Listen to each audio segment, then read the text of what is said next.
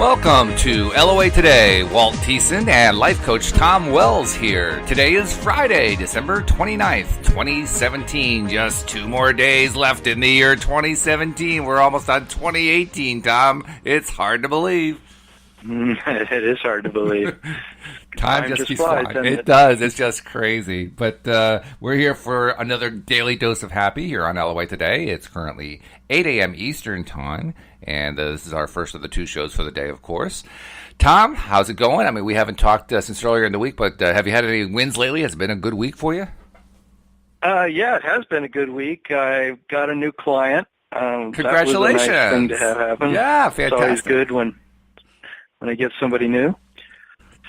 That's terrific. Yeah, that'll make your week right there. How about you? We actually Louise and I had a very interesting experience last night. We went out to dinner with 2 new LOA friends that we met online. Oh, wow. Which was really nice. How did you meet them online? Well, that's an interesting question. About a month ago, my wife comes to me and says, we're trying to do more and more with the law of attraction in our lives. It would be really great if we had friends who were into LOA that we could do things with in the area. I said, okay, yeah, that sounds like a good idea. So I gave it thought for a day or 2 and then got online and started doing some searching. And literally what I started searching on was things like Law of Attraction Connecticut, not just that. When I do searches, I do like 10 searches. I tried various combinations before I find what I'm looking for. And so I'm not sure exactly which combination I did when I found this particular couple. But I found them. Their names are Anne-Marie and Mike, and they're great people. We had a really nice dinner last night. Just great conversations. We were sharing stories about stuff we've manifested, and basically it was like, okay, well, that's your story. Now here's our story. Oh, well, I cannot do that story. It was that kind of fun. It was really fun. Cool. Yeah, it was really fun. It was great. So yeah, it was a terrific win to have that kind of a meeting. That's something Louise and I are trying to do more of now. We've actually now met 3 people, the 2 last night and another woman that we met about I guess it was a few days before Christmas, and we have a few more lined up. So we're trying to find a whole bunch of LOA friends in the area and just kind of build a local LOA network, Yeah, that's fantastic. That's what we have around here. There's almost every week there's a gathering at somebody's house of 10 to 20 LOA folks, and they go on almost every week. Mm-hmm. So there's lots of people that I've met and can continue to meet in that community. Yeah, and it's helpful. To have a couple friends that always remind me of LOA principles in our conversations is really helpful. Oh, yeah, it's huge because now you don't feel like you're alone anymore. Or like the joke I made last night, I was making a joke about it because we were talking about how hard it is often to have a whole bunch of LOA friends. I said it's like living on the island of misfit toys, We don't want to live on that island. The island of misfit toys, I love it. You're so creative. Well, we all are. I've just dared to start using mine. That's all. Yeah. But the whole idea of reaching out and finding people like that's been really exciting. In fact, you mentioned regular events and so forth. Anne-Marie was telling us that she has a thing she calls the Buttonwood Theater. She lives in Middletown, Connecticut, which is just south of us, about, hour south or something like that. Uh-huh. And that they have an event coming up on New Year's Eve that they invited us to. So already we're tying into an existing network. This is like really cool. Like, great. All right. Yeah. Where do we go? Right. There's no reason why Source won't just expand that for you as long as that's what you want. You're just focusing on the good vibes, and that's it. You'll just attract more and more of it. Which ties in very nicely with our topic for the day, topic you came up with. I'll let you introduce it since it's your topic, but I think this is one that's going to keep us pretty busy today. Yeah, I think so. I call it dealing with fear, and the reason that I wanted to talk about this today is because I have a good friend that I was working with last night in some of my work on my website, and she's going through a situation in her life where she's running out of money, and she's in her 60s, and to run out of money in your 60s is not a really good idea. Not a good idea any time in your life. This is true. She's up against a tremendous amount of fear. And so I ended up talking with her for about an hour and a half after our little meeting about technical things, and it just made me think about how much fear has been a theme in my life a lot, and I realize, of course, it's a theme in a lot of people's lives, and it can be very debilitating if we don't understand what it is. And so I wanted to talk about it a little bit because I talked about it with her for an hour and a half last night, and it really triggered it in my mind that, wow, I want to talk about this some more, something I'm always trying to get a better handle on. It's amazing how powerful fear is, and it's amazing how prevalent it is. I mean, you mentioned that it's in a lot of people's lives. I would go even further than that. I would say it's in everybody's lives. Yeah. And the reason I say agree. that, because it takes so many different forms. When you think about it, all of the negative emotions are in one way or another tied to fear. Depression is definitely all about fear. Anger, oh yeah, I'm angry about the fear that I have, and I don't want this fear, so I'm going to get angry instead so that I can cover up the fear. Disillusionment. I can try to get something done about it. Oh, yeah. I mean, every single negative emotion is tied to fear. So fear is almost like the mother of all negative emotions. If you start looking at it that way, then you realize it just permeates our lives. So the real challenge here is to find a way to decide, can I live without fear? Yeah, or for me, now that, being a law of attraction coach, the biggest question is what is fear telling me? Because that's true. According to law of attraction, right, all of our emotions are a wonderful, amazing, divine guidance system. So any emotion that comes up, it's simply this wonderful guidance system saying to us, there's something that you really, really want, and your emotion is telling you that there's some impediment to what you really want, and that you're the monkey wrench in the works. You're the thing that's stopping the wheels from turning towards moving you further in the direction of what you want. So what's the impediment in you that, what is it you're thinking is what it comes down to. What is it? What is the thoughts and beliefs? Beliefs are just thoughts that we keep alive. And so what is the thought that you're keeping alive that's stopping you from moving in the direction of what you want or from having what you want? And the fear is simply this wonderful thing saying that, you're doing something that's not working here. It's not in agreement with your higher self. I like the analogy of the monkey wrench, too, because the monkey wrench also implies that a monkey wrench is a tool. It's not just something that jams up the works. It's a tool, and you can use it to fix the works that you just broke. So it's like the tool is built in with what it is that you're trying to look at. Yeah, that's the thing. And so the fear is just something telling you that what I love. I heard Abraham say recently that someone asked them about their fear, and they said fear means one thing. It means that whatever you're thinking is bogus. And I think, wow, that's a powerful statement. Yeah. So something doesn't. Your inner being is not agreeing with something that you're thinking, and it's telling you that's not what I'm thinking. I'm not thinking that you want to go down that path. You're going down there with this thing that the way you're thinking about it, you're sabotaging yourself. There's another way to think about the thing that you're so worried about and fearful about that will lead you in the direction of what it is you really want. And your fear is an indication of how much you really want the thing you want. Mm-hmm. So if you have a huge fear, it's telling you, I must have a huge thing I want.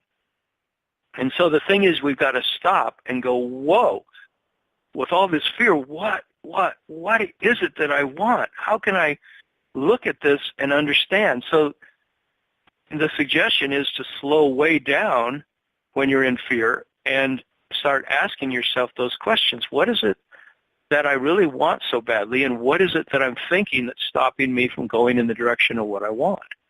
And that thing that you're thinking that's stopping you from going in the direction that you want ties in beautifully with an acronym. There are a number of acronyms people have come up with to identify what fear stands for, treating fear as an acronym. Yeah.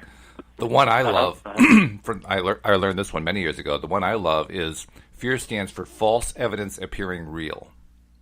Right. That's a good one. I like that one a lot, because what that really is saying is once you've gone through the process that you just described, identifying what the impediment is, then the next step is realizing it's not a real impediment. It's one that's in your imagination. Mm-hmm. You created the impediment. It was invented, but it doesn't actually really exist, except to the extent that you create it. Which means if you create it, you can uncreate it. You can get rid of it. You can toss it away if you don't want it anymore.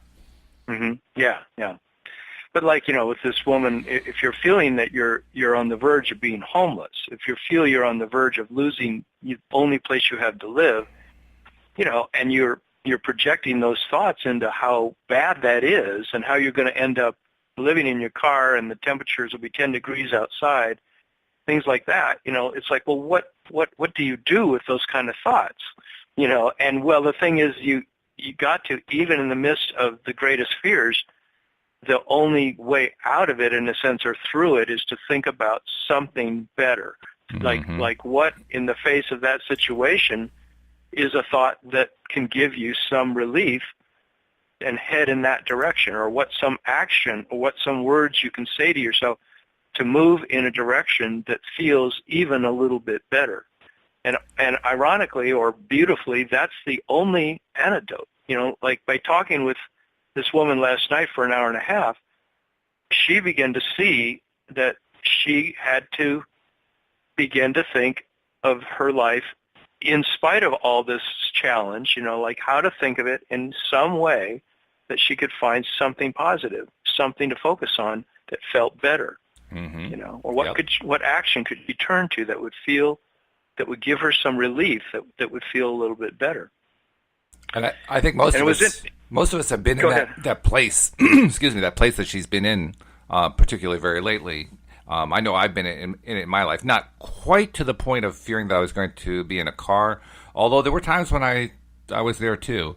And when you're in that place, you get stuck in that mindset. Like you say, everything just seems to point to, this is where I'm going to end up. This is terrible. I mean, my life is falling apart. All these terrible things are going to happen. And you just kind of keep replaying it over and over and over again. That's why you get so afraid, because it's the only thing that you can think about. What you're describing, the fact that it's the only way out, is change what you're thinking about. Change it to something preferably better, something that you can latch onto and say, you know what, it doesn't have to end up that way.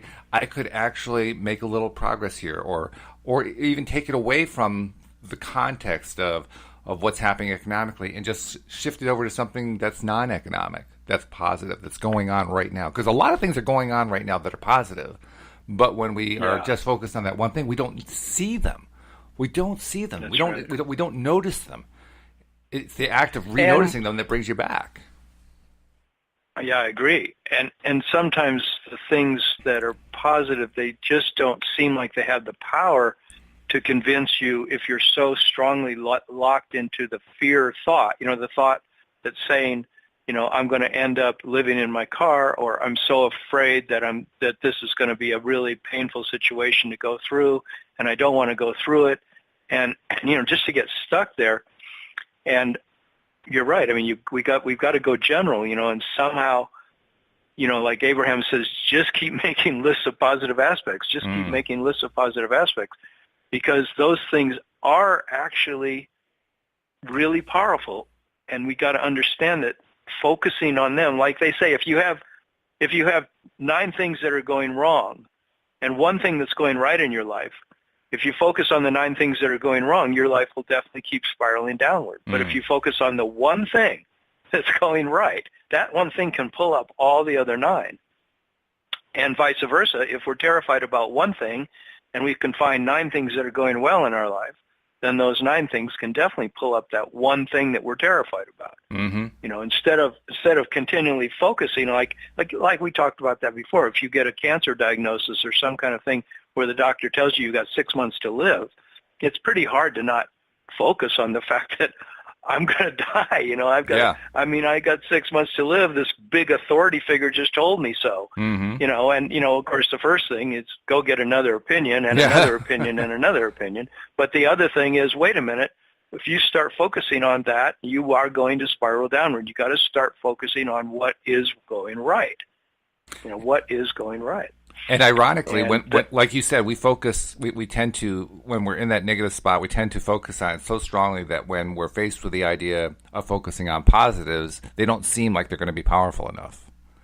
And the reason they don't seem like they're powerful enough is we're focusing on the negative. That's the only thing we're getting any kind of a sense of energy from. We haven't taken the time yet to focus on the positives. We've identified them perhaps, or maybe even identified abstractly that they exist, but we haven't really focused on them. So of course there's no feeling of power there. You don't actually get the feeling of power until you focus on them. And focus on them with deliberation and with consistency. Because you've got to get a vibration going. That's right. That's other than the vibration of the fear. And, you know, one thing that I have a friend, a psychotherapist, and she recommends, you know, feel the feeling without attaching that same story to it. So if you feel a feeling, let's say the fear is centered in your belly and it feels like pain and it feels like there's a big knot in my belly. If I focus on just the big knot without the story that I'm going to end up homeless, or the story that, you know, I'm going to die from this diagnosis, so instead I just focus on the pain in my belly, and don't give it a name, and just say, this is energy. This is energy here, and let ourselves just be with that energy, that it will dissipate. That's the nature of taking away the charge we have on it with the story that we have connected to it of how horrible it is. And then, of course, once we sit with it and let it begin to dissipate and accept that it's there, then we say, okay, what's something a little better that I could begin to focus on? How can I take my mind off the diagnosis, off the fear that I'm facing of being out of money? What can I begin to look at that is positive? You know, well, I still do have a car. I still do have a roof over my head today. I still do have friends. I still do have my health. You know, I still do have food. You know, I still have a refrigerator with food in it. And, you know, but I know what I've tended to do. I discount, because I want so much to have what I want to have, that I discount the positive things that are there. Yes. And yet those positive things are the way that I can gain momentum emotionally. And that emotion is the thing, the positive emotions are the thing that's going to bring me more positive things. And that discounting is something we do in a lot of different ways. The one that comes to my mind right now is we discount by eliminating them. I mean, Louise and I run into this every day when we do our what we call our 3 good things or 3 gratitudes. We try to name 3 good things that happened that day to remind ourselves of what happened. Because if we don't do that, we've actually forgotten that they happened. They just slip right out of our minds. So it's as if they weren't even there. It's as if they didn't occur at all. And the act of reminding ourselves, oh, this did happen, and then reliving it again, re-empowers it and gives it the old power that it had when it first happened, and basically brings us back on the track of, oh, the life is full of good things. Life continues to have good things. Life will always have good things. And now all of a sudden we're getting away from that negative. We're getting onto the positive spin again. And that comes down to one of the bottom lines of fear is you've got to, or any emotion, you have to be willing to change your point of attraction. That's what you guys do. You know, you're willing to list those 3 things is all it takes in a certain sense to begin to move towards more attractive thoughts, to things that feel better, more joyful thoughts. Because you're remembering the good things that happened. But I think what people tend to do, and I've tended to do in the face of fear, is that I'm not willing to change my point of attraction because I don't believe I can. You know, the fear seems too big. You know, like I was so grateful when I finally understood that I didn't have to be afraid of death. You know, that death was actually just this wonderful transition into a whole other wonderful state of being. You know, and in fact, something so much that it's almost like like Abraham said, if you knew how good it was, people would be flocking to die, you know, in a sense.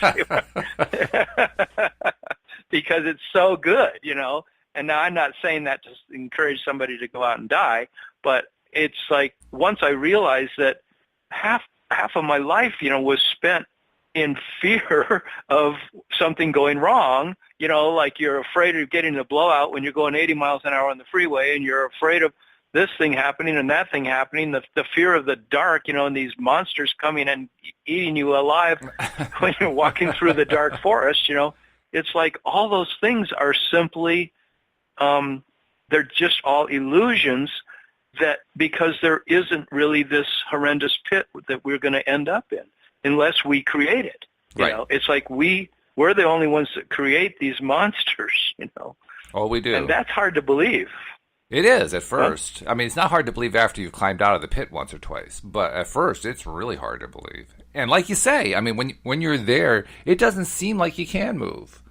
The fact, though, That's the thing. is when you finally do learn that you can move, what you're really learning is that you have influence and control over what you're going to feel at any given moment in time.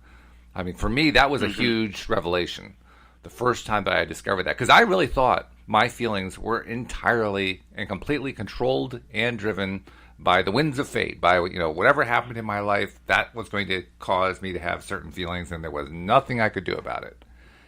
And when I was first faced with the whole concept of the law of attraction and the idea that you can influence your own emotions, you can push yourself up or down the emotional guidance system scale, I didn't believe it. I just didn't believe it. I mean, I frankly, it just was not possible. That's the way I thought about it.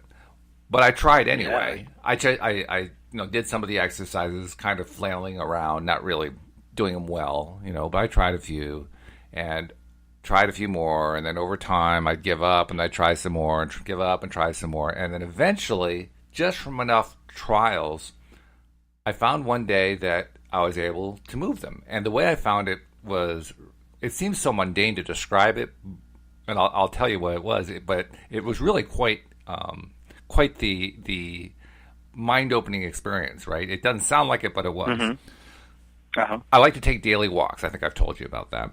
And my wife took advantage of the fact that I like these daily walks to give me a suggestion about how to improve my mental outlook. She said, when you take your walk, you're in nature.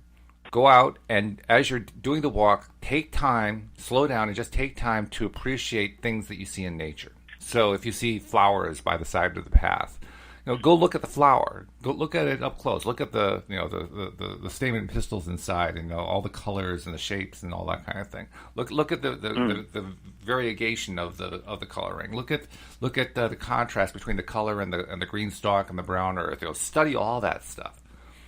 And so I was a little bit skeptical, but it was my wife, so I trust her. So I said, okay, I'll try it. And I went out and started doing it, and nothing happened. But I did stick with it. And after a while, I realized that when I was doing that, I was moving my scale. I could feel a little improvement. Now, that doesn't sound like much. But when you're coming from a place where you think that you can have no influence at all, that's like moving a boulder. That's like, oh my God, how did I do that? Wow. So when you understand that you're going to experience something like that, particularly if you're in that stuck place and you feel like you have no control, that first time that you experience that you've actually moved the needle is like, whoa, this is a whole new universe I'm living in here. I didn't know I could do that. And That's from great. that point on, I knew I never had to be stuck again. Yeah, beautiful. And that's what I've learned through doing meditation. There's so many times in the last 40 years, because I've been meditating for 40 years and about an hour a day. And I was going to say, that's a long meditation session. I had a 40-year meditation session, and boy, am I tired. 45 years. Yeah, well, the thing that I found that's so amazing so many of the times is that I could be in a negative emotional state when I sit down to meditate, and just by completely trusting that the meditation can take me somewhere different, just trusting that it could, and just doing the techniques, the meditation techniques, like, follow my breath and different things. It's so many times it just takes me out completely of that state, of all the worry I was having about something, and puts me just in this place of calm and ease. And it's so fantastic. I mean, sometimes I would then get done with the meditation and slowly pick back up the fear or the problem, because I didn't know how to stay in that place, But I've learned over the years more and more, it's just a state that I can drop into that just sort of says to myself, everything's well, everything's good, everything's always working out for me. You know, it's like the Abraham stuff they say, you know, you got to get to that point where you can believe and accept the fact that everything's always working out for me. Things are good. I'm in the right place at the right time.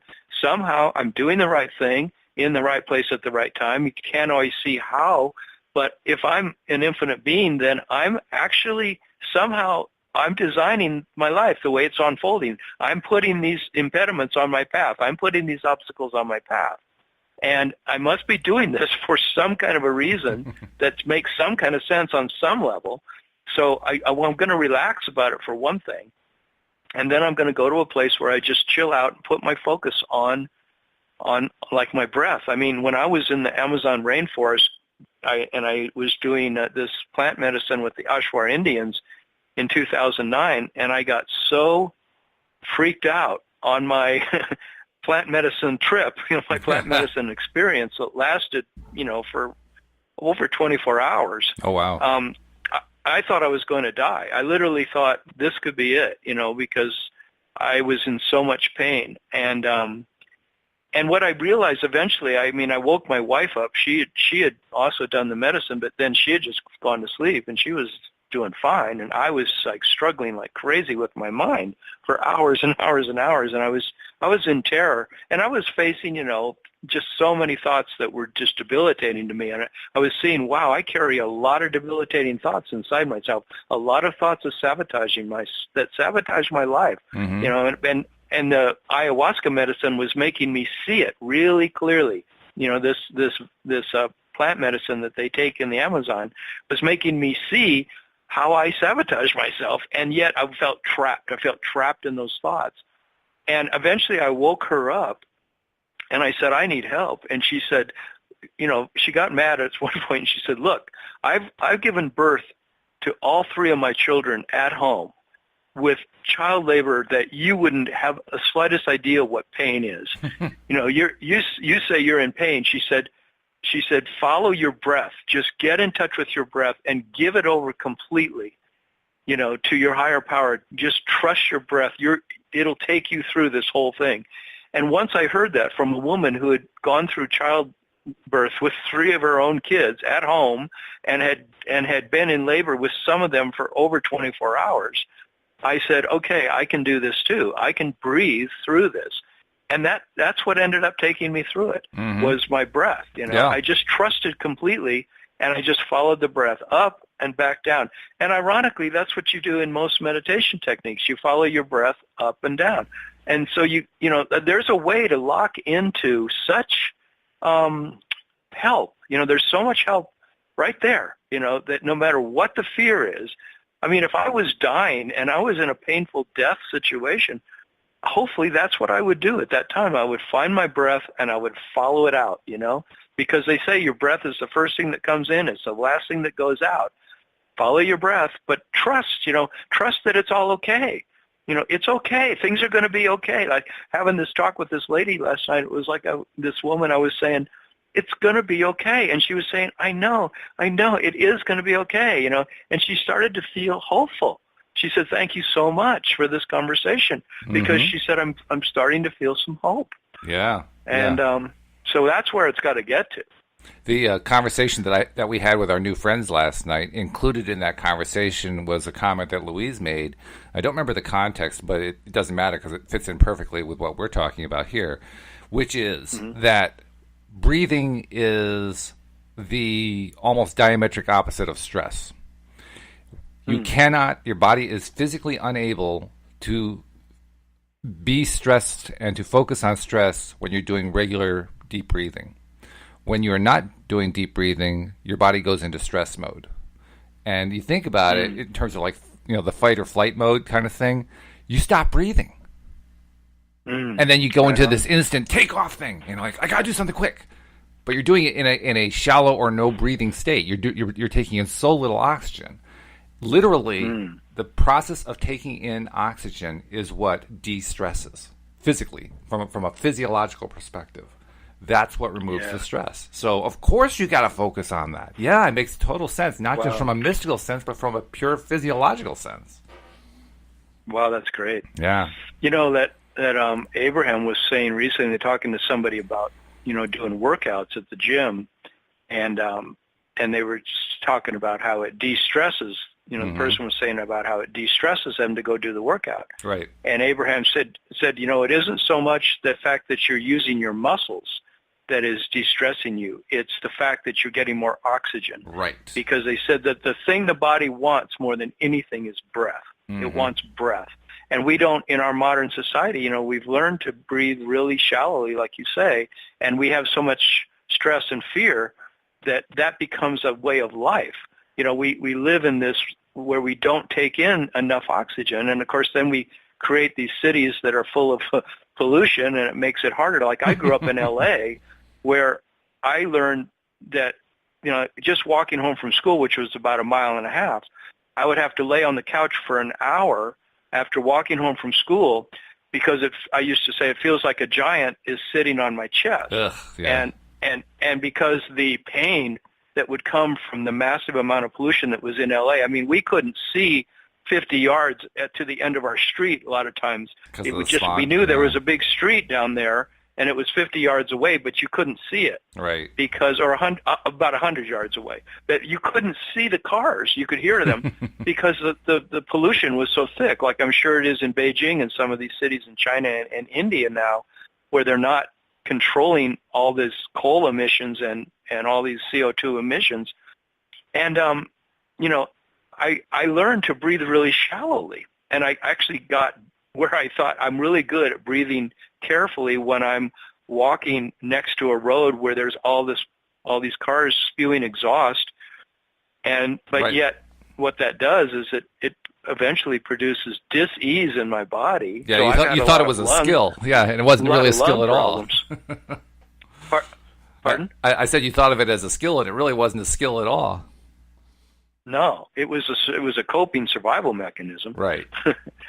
But I now need, more in my life to accept the fact that I need more breath. And it's a good reminder to me, like this conversation is a great reminder to me that, I live near the Rocky Mountains here, and of course we're a mile high, so there's not as much oxygen. But to go out and be on those trails and just be taking big, giant breaths of the air is so important for me. Sure. Yeah, I can see why you choose Colorado, too, because the air is really fresh and clean and all that kind of stuff. It's good air.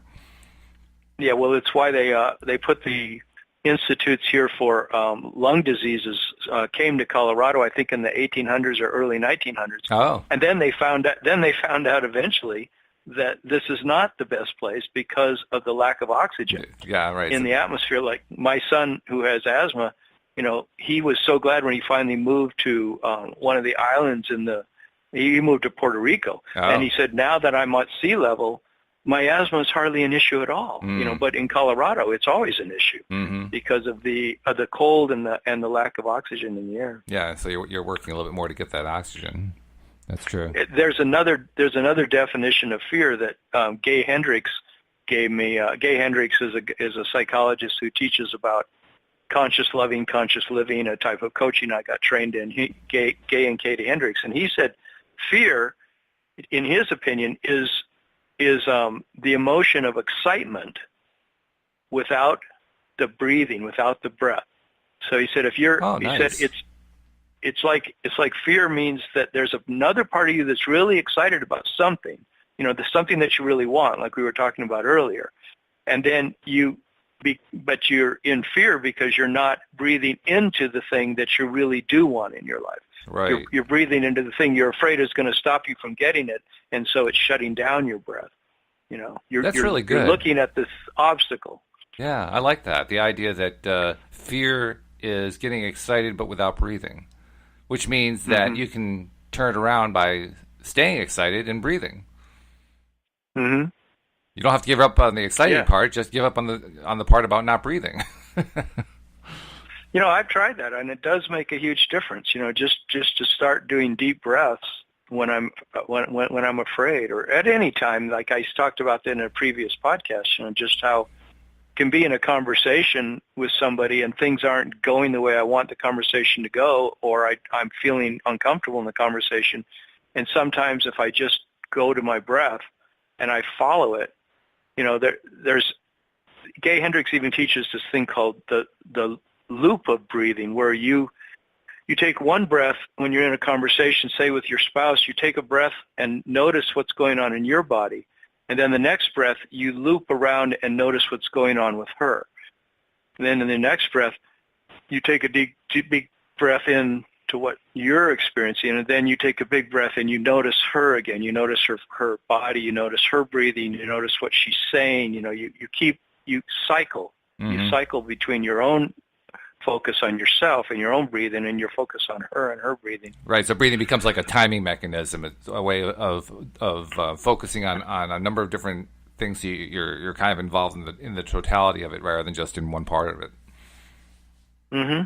And it's one of the main techniques used in tantric yoga sex. If you want to be in an incredible sexual experience with your partner, one of the techniques that's most commonly used is to sync up with your partner's breath. Mm-hmm. And to where the two of you are agreeing, let's breathe in tandem, and just be relaxed about it and easy about it. But let's notice when we're taking the in breath and notice when we're taking the out breath, and sync our breath up and see how that feels. In just holding each other in your arms, or when you're actually making love. If you can get in sync with your breath, they say, and I've experienced this making love, that it's a very powerful way to heighten the whole experience and to bring it more and more into a spiritual realm. You might say a realm of satisfaction that is taking you to other realms of pleasure when you're making love, that are physical, but they're also mental, emotional, spiritual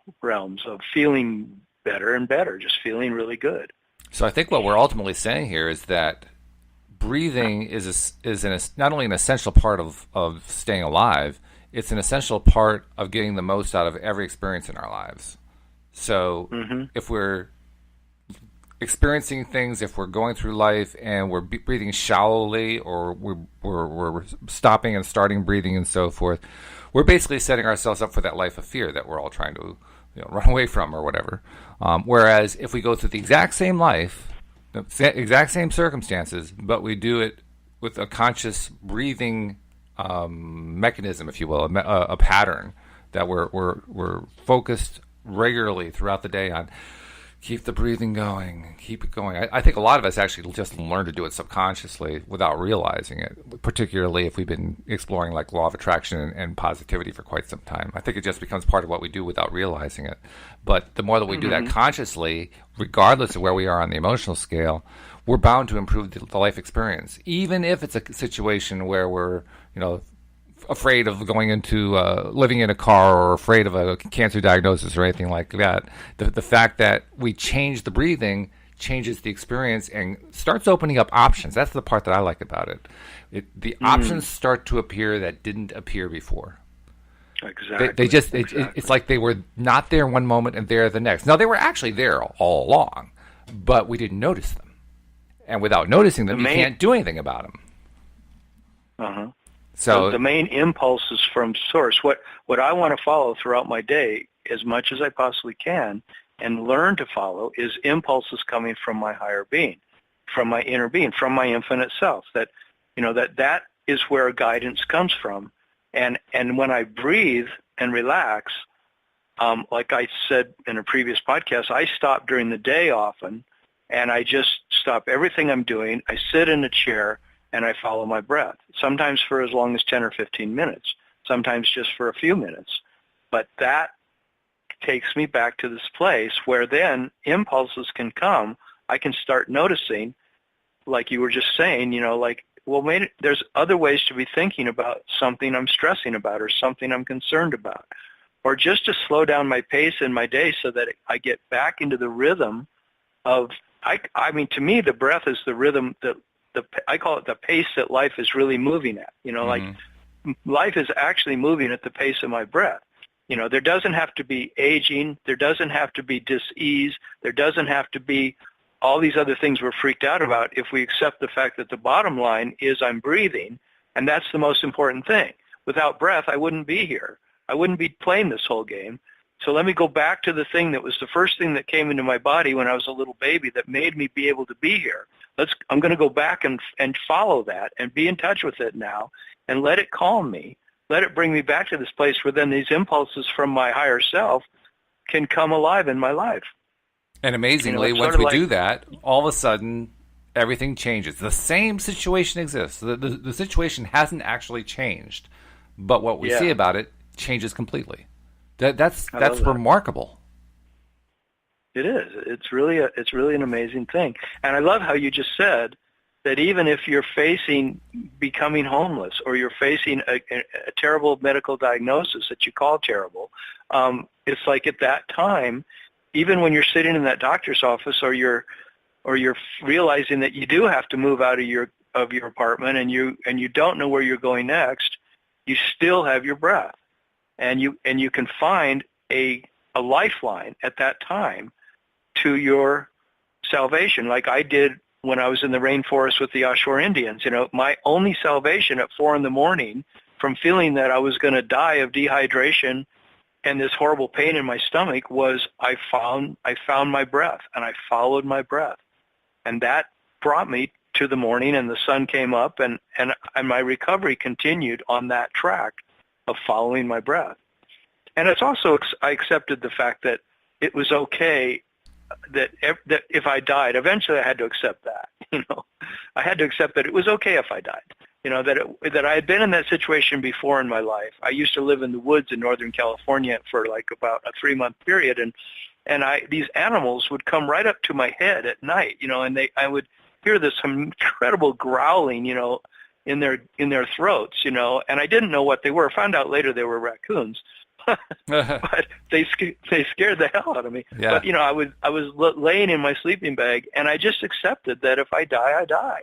And so when I was on ayahuasca in the rainforest, some of the people I was with, that were helping me go through what I was going through, they said, just accept. Have you ever been in the situation where in your life where you just accepted that death could happen? And I said, yeah, I have. And they said, just go there and accept that it's just going to happen. Don't, just forget about it and just let it happen. So I did, and I fell asleep then. That's when after 24 hours, I was finally able to fall asleep when I accepted the fact that I could die and that it was okay. And sure. But then once I went to sleep, I had this amazing revelatory dream where the Ashwar Indians came to me and they told me some things, which is hard to explain in this call. But the next morning when I woke up, I was a changed person. I've never been the same since that morning that I woke up, because it changed the way that I related to myself and to other people. I ever since then have had a much more relaxed conversational style about me, where I can be with anyone and I can listen to anything they're talking about and just be chill with it, and just talk about anything in my life and be chill with it. And I used to be so much more uptight about my personal relationships. I was much more listening to what I said and evaluating and judging and, in blame and all these different places I would go into, and being more of a critical thinker, being more critical about my own thoughts and other people's things that they were saying, and much more selective about who I wanted to be with and who I wanted to listen to. And then I learned just to chill and just to be open, be relaxed, enjoy the conversation, And I don't have to prove anything to anybody. I don't have to be anybody in the conversation. Just be an average guy, Sure. Oh, yeah. Although I do have to say that when I have the experience of a furry animal coming up to me when I'm asleep, it's usually accompanied by a purr, because it's one of the cats crawling up next to me. But nevertheless, what you went through there, I mean, something that life-changing is really very powerful. I mean, it's clearly powerful just in the way that you described it, and it had a huge impact on your life. The good news is everybody gets to have that. You don't have to go to South America to have that experience. Like you said, you can have it right here, right now, just by choosing to breathe. Yeah, breathe through the things that we're so worried about, and know that within the fear there is an amazing message about something that we really do want. And if we can just focus on the things that feel better and find the thoughts, maybe find the thought that's the impediment. What's the thing that I'm thinking that's giving me this emotional reaction? Because the emotion is just saying the way you're thinking is not the direction you want to go. Right. That's what the fear is saying, So all the thoughts I was having when I was in the rainforest, they were thoughts that weren't serving me. They were fears of dying. They were, anyway, I'm not going to go into all those thoughts, but once I was able to breathe, then I was able to open myself to some better feeling thoughts. So it's like that's Mike what Dooley. it comes down to. It's like Mike Dooley, what he says about it. He says, if you're going in a direction that's leading you to, in this case, fear, in this case, really horrible thoughts that are terrifying you and so forth, treat it like a GPS device that's giving you the signal. And the signal that it's giving you is make a legal U-turn. go the other direction. Yeah. Right. That's what it's telling you. Things are okay. Things are going to work out. Those kind of thoughts. That there's other things that are good in my life. What are the positive things that are taking place, and how can I shift more attention to them? It's a habit that we haven't really learned, a lot of us, that we weren't taught as much by the news media and our parents and teachers, that focus on positive things, focus on positive things. What if we had been getting that message since we were really little? What if the main message from the media was, yes, there was one murder that happened, this week over in the southeast part of town, but let's not put that on the news every night for the entire rest of the week and put that in people's face, or the horrible accident that happened out on Highway 95. Let's not keep putting that in front of people again and again and again. Let's talk about some really cool things that happened this week. What are some really good things that happened in the community this week, and can we focus on them? Oh, yeah. Which is why we do our daily dose of happy here on LOA Today. I mean, because this is our way of putting up the alternative to that daily dose of negativity that the news media give us. Well, we put out the daily dose of feeling good stuff. And if you're enjoying the podcast, by the way, you're feeling good, you're feeling better because of it, you're learning stuff, share it. Share it on social media. Tell your friends about it. Say, hey, I'm listening to this thing. You got to check it out. Give them a link, because the more that we share the fact that this podcast happens, that we have 6 co-hosts, all of whom are trying to contribute on a daily basis to improving our exposure to that daily dose of happy. Well, more and more people need to know about that, and that only happens when people share it. So please share it with somebody on Facebook or Twitter or whatever your favorite social media channel is, because they'll thank you, and you'll thank yourself too, because every single new person, like you were saying, Tom, every single new person who gets that daily dose, who's finding more and more happiness through exposure to programs like LOA Today, is just adding to the universal overall experience of, wow, a society that's growing into a happiness realm. Mm-hmm.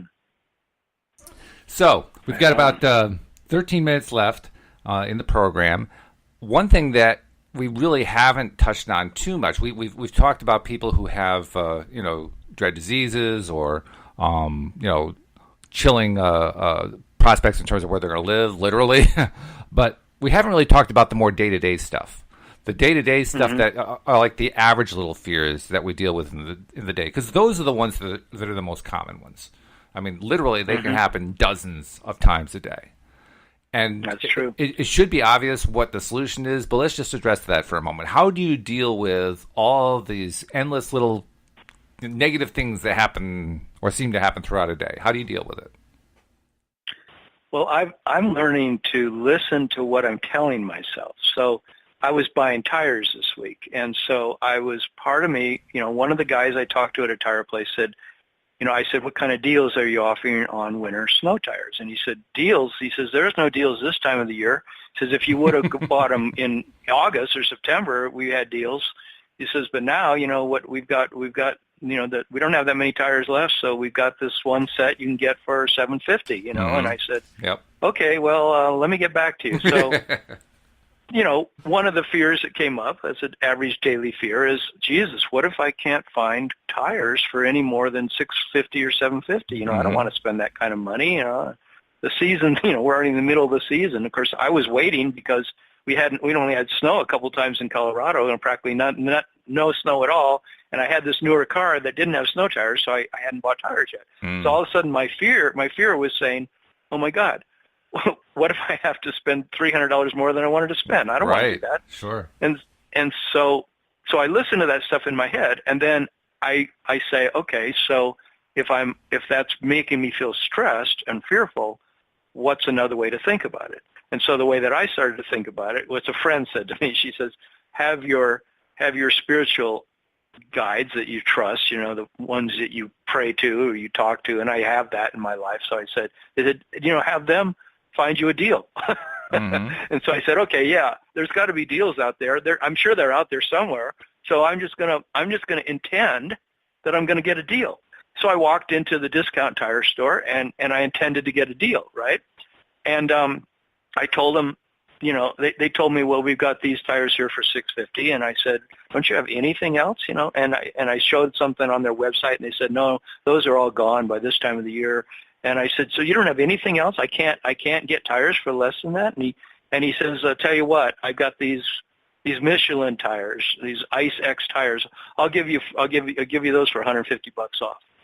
And so he did that. And in the middle of it, he says, oh, we also have if you do it on our credit card, you can get another $50 off. So all of a sudden it was going to be $450 instead of $650. Uh-huh.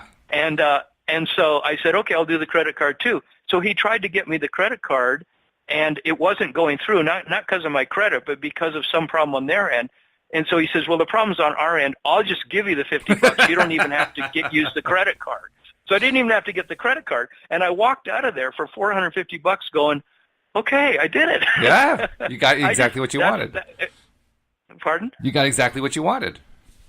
I got exactly what I wanted. I intended to get it. I knew the law of attraction would allow it to happen. I trusted that I could send my guides, my helpers, and make this work out, and just trusted that it could.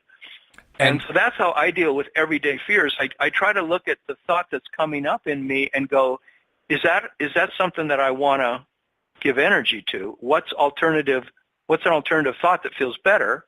What's some other way I could imagine this happening? And how can I just go for that? Now, tying this into you? What do you do in daily? Well, before we go there, I want to follow up. Now, Earlier we were talking about the importance of breathing and using breath to get ourselves into a better place. So I got to ask, what role did breathing play in your intention in the transition that led to this positive result? Well, it played a role that day in my meditation because I had done an hour of breathing meditation that morning. So that played a role. So, and I was in a very, very calm place, to where I keep myself in a place where I'm in touch with this place inside myself that my breath takes me to when I do meditation. It takes me to this place in the center of my chest, you call it my heart, which we talked about last podcast, or even in my belly, where I feel just calmly centered and trusting, so that I don't let myself generally get into the place where if the fears are there, where I let them kind of grow. Mm-hmm. I don't let the fears grow. I just go back to this calm center and try to just know that that's where I want to come from in everything I do. It's sort of like being an Aikido master, a martial arts master.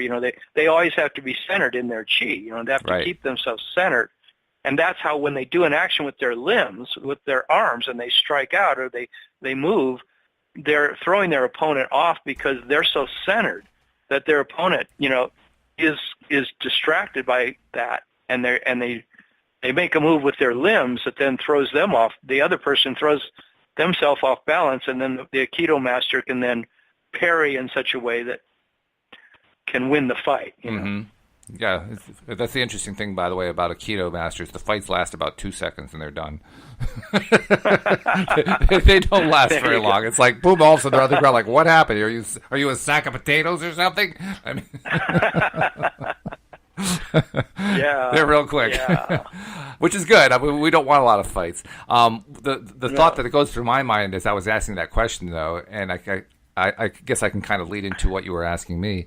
When I'm in one of those moderate stress situations, the little things that happen during the day, the tires or whatever it is, I find myself subconsciously, without even thinking about it, doing, and instantly I've started the breathing process. Now, if I just stop there and hold my breath, then I really didn't use it to my own good purpose. But if I follow it up with, and just keep the process going, now I'm tying my breath into getting myself into that different frame of mind. And that's when I can start more easily putting out intentions. So if the intention is, like you were saying, to get tires that don't cost $300 more than I'm willing to pay for it, okay, well, I can breathe my way to feeling like, okay, I can get the tires at a more reasonable price. Oh, I can do this. And then as I'm breathing, now when I put out my intention feels more powerful, more real, and of course, it comes true.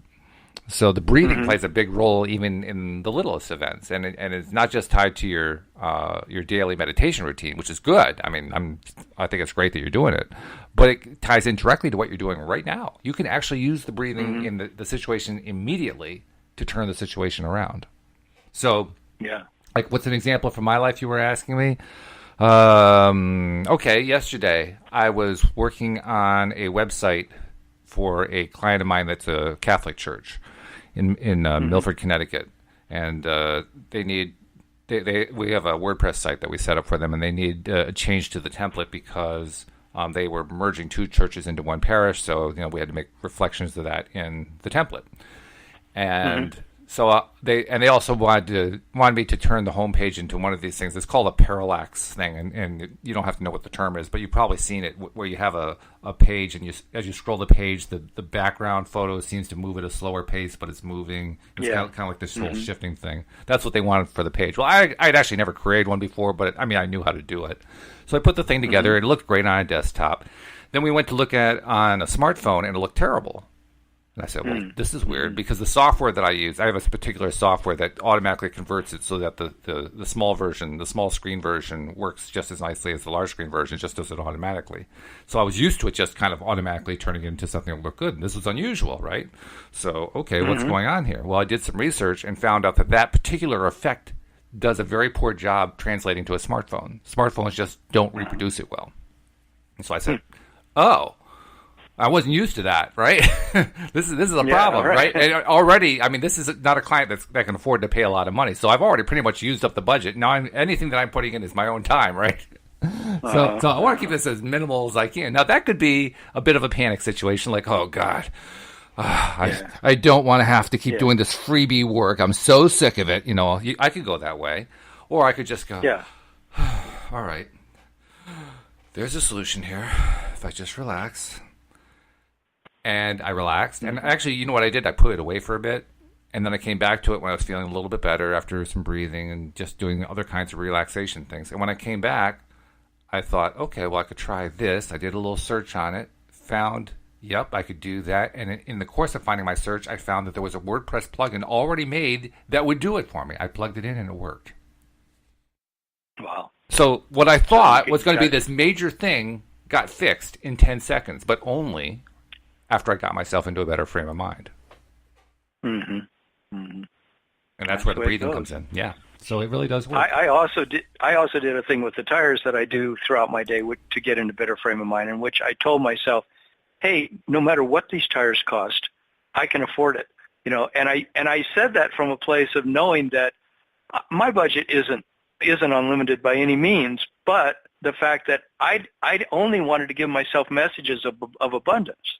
And so I didn't want to have thoughts in my head. I realized that said, I really have to get tires cheap because I am financially destitute, or I'm financially in a position where I can't afford the more expensive tires. Instead I said, no, if that's what I have to pay, I'll be fine. Everything will be fine. I'm making plenty of money. I'm going to be okay. Everything's going to be fine. And even though I have reasons I could doubt that, I definitely have reasons I could doubt that, but do I want to feed that doubt? Do I want to feed those thoughts? Those are the thoughts that fear comes from. When I think that the universe isn't going to take care of me, when I think life might not work out for me, it's the fears we have about what's going to happen in the future, whether it's the next second or the next day or the next week or the next year or 10 years from now. We're afraid that we're going to end up in a bad situation, so we act out of the fear rather than the confidence that life is actually abundant and life will always take care of me, one way or the other. It's going to take care of me. I'm going to take care of myself. Things are going to be okay. Which is a powerful place to be. Tom, unfortunately, we're out of time, so we got to cut it short, but it's been a pleasure as usual. Okay. Yes, it has. Thank you. We'll see you actually, we won't see you on Monday. That's right. We're going to be off on Monday for New Year's Day, but we'll be doing our next podcast on Tuesday. That means, Tom, I'll see you next Friday. All right. Well, thanks so much. And we'll see you all next time here on LOA Today. Goodbye, everybody.